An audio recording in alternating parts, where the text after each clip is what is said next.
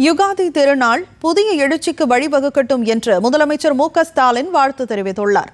தெலுங்கு மற்றும் கன்னட புத்தாண்டான யுகாதி திருநாளையொட்டி முதலமைச்சர் வெளியிட்டுள்ள வாழ்த்து செய்தியில், திராவிட மொழி பேசும் அனைவருக்கும் உளம் நிறைந்த யுகாதி நல்வாழ்த்துக்கள் என குறிப்பிட்டுள்ளார். சட்டப்பேரவைத் தேர்தலில் ஒன்றாக இணைந்து வெல்வோம் என்று முதலமைச்சர் மு.க. ஸ்டாலின் தெரிவித்துள்ளார்.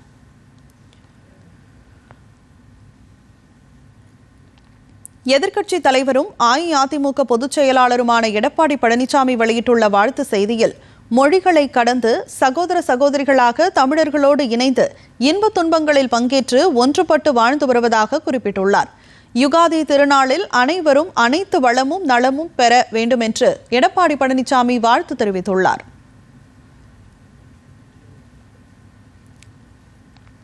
இது தவிர தமிழ்நாடு காங்கிரஸ் தலைவர் செல்வ பெருந்தகை, பாஜக மூத்த தலைவர்களில் ஒருவரான தமிழிசை சவுந்தரராஜன், பாமக தலைவர் அன்புமணி, அம்மா மக்கள் முன்னேற்றக் கழக தலைவர் டிடிவி தினகரன் உள்ளிட்ட தலைவர்களும் யுகாதி வாழ்த்து தெரிவித்துள்ளனர்.